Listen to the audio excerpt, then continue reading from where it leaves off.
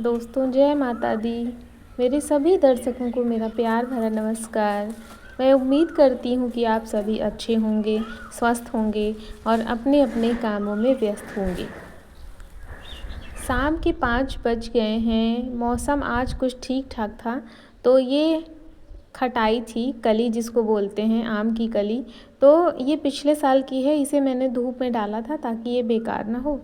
और छुट्टी का जब समय होता है तो उसको हम जितना ज़्यादा से ज़्यादा उपयोग कर पाएँ वो अच्छा होता है, क्योंकि बाकी टाइम में हमें समय नहीं मिलता। तो छुट्टियों में ही मैं ये सारे काम करती हूँ कि जो भी चीज़ें हैं उन्हें धूप दिखाना और ये सारे काम। तो देखिए, उस दिन जब मैं गई थी शॉपिंग करने तो वहाँ से मैं बस कुछ ही सामान लाई हूँ, जैसे बिंदी है, क्लिप है और एक डिब्बा चूड़ी लाई थी। मैं हमेशा लाल चूड़ियाँ ही लेती हूँ। मैंने 2 साड़ियाँ भी ली थी, ब्लाउज के 3 पीस लिए थे और एक पेटीकोट लिया था। तो बस इतना ही थोड़ा सा सामान लिया था। मैं बहुत ज़्यादा कलेक्शन करके नहीं रखती हूँ, जितना मुझे ज़रूरत होती है मैं उतना ही सामान खरीदती हूँ।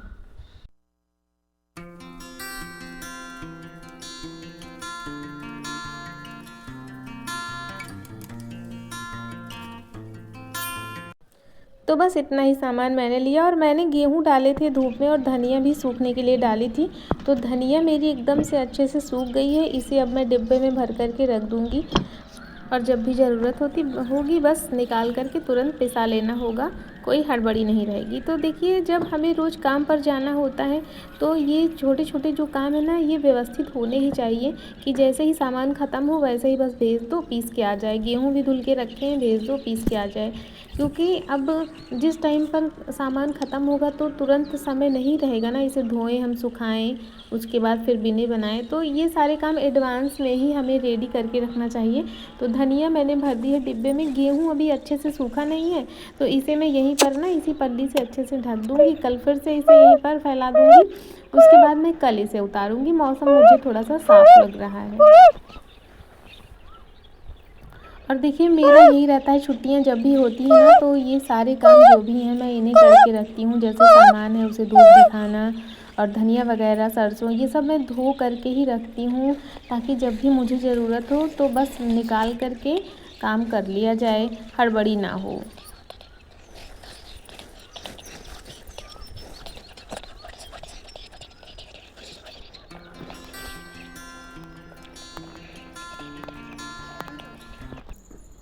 शाम के 7 बज चुके हैं। मौसम अचानक से एकदम ख़राब हो रहा है। हवा बहुत तेज़ चल रही है। हवा इतनी तेज़ है कि दीपक भी नहीं रुक रहा है। तो मैंने किसी तरीके से दीपक जलाया, आरती की और हवा जो है वो बढ़ती ही जा रही है, आंधी का रूप ले रही है, तेज़ होती जा रही है।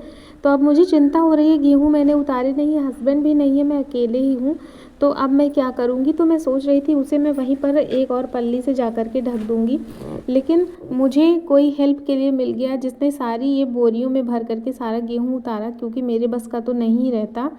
तो ये सारा गेहूँ मैंने उतार लिया है। अब गेहूँ सुरक्षित हो गया है। अगर रात में अब बारिश भी होती है तो कोई दिक्कत नहीं है। अगर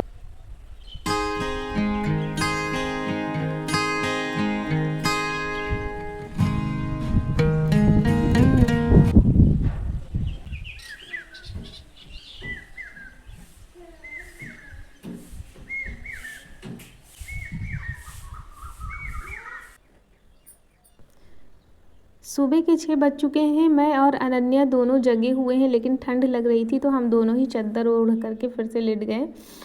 पर मुझे उठना था क्योंकि काम आज बहुत सारा है। तो मैं उठूँगी, झाड़ू पोछा साफ़ सफाई करके।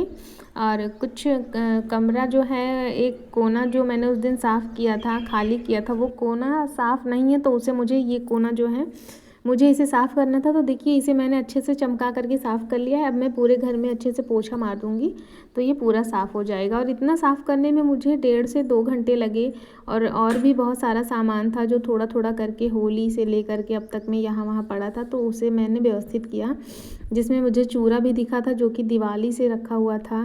और भी कुछ सामान है दिखा था। नवरात्रि में मैंने सिंघाड़े का आटा पीस करके रखा था, वो भी अभी रखा है, तो वो ज़्यादा दिन रखने से बेकार हो जाता है। तो मैं आज क्या करूँगी, मैं आज ये सारी चीज़ें नाश्ते में बना करके इसे मैं ख़त्म कर दूँगी। तो सबसे पहले तो मैं बनाऊँगी पोहा, उसके बाद सिंघाड़े के आटे का हलवा बनाऊँगी ताकि ये ख़त्म हो जाए, क्योंकि बच्चों को पसंद भी है, ये लोग खा भी लेंगे, उनका नाश्ता भी हो जाएगा।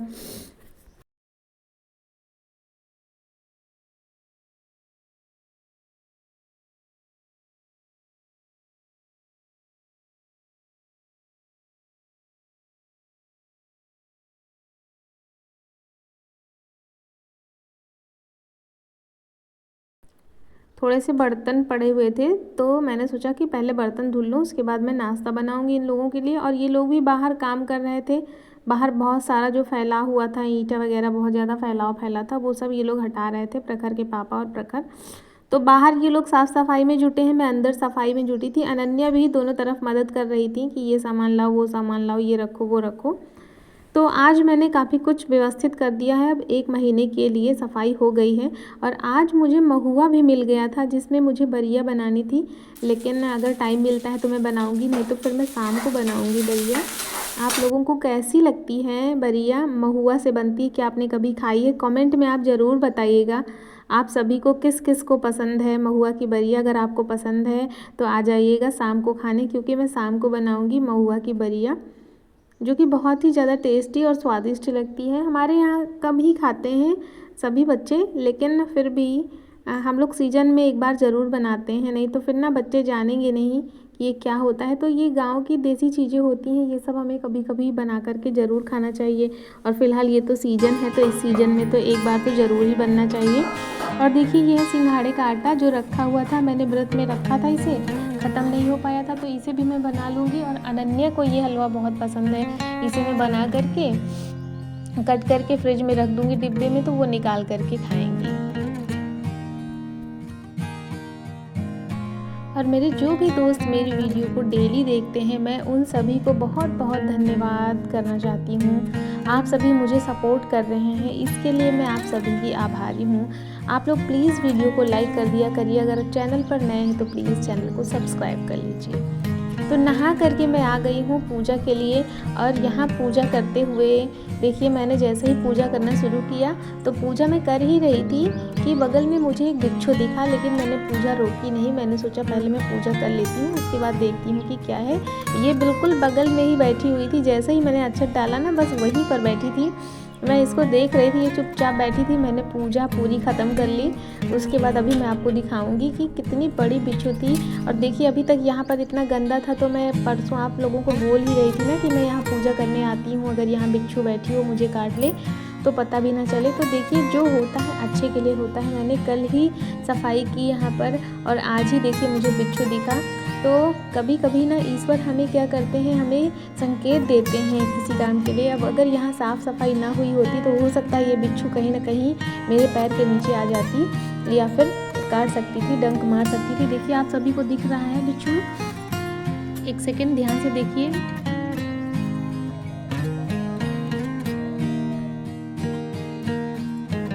मैंने जल्दी से पूजा ख़त्म की और हस्बैंड को बुलाया, वो आएंगे। इसे मैं मारने नहीं दूंगी, बल्कि इसे यहाँ से हटा करके फेंक दूंगी। देखिए एकदम साफ़ सुथरा है, यहाँ कुछ भी गंदगी नहीं है, फिर भी कैसे अभी देखिए कैसे भागेगी। जैसे ही झाड़ू से देखिए भाग रही है, वो देखिए भाग रही है, जैसे ही झाड़ू से उसे पकड़ा गया ना भाग रही है। तो देखिए जब तक यहाँ गंदा था तब तक बिच्छू नहीं दिखी, आज देखिए साफ़ सुथरा है तो कैसे बिच्छू दिख गई।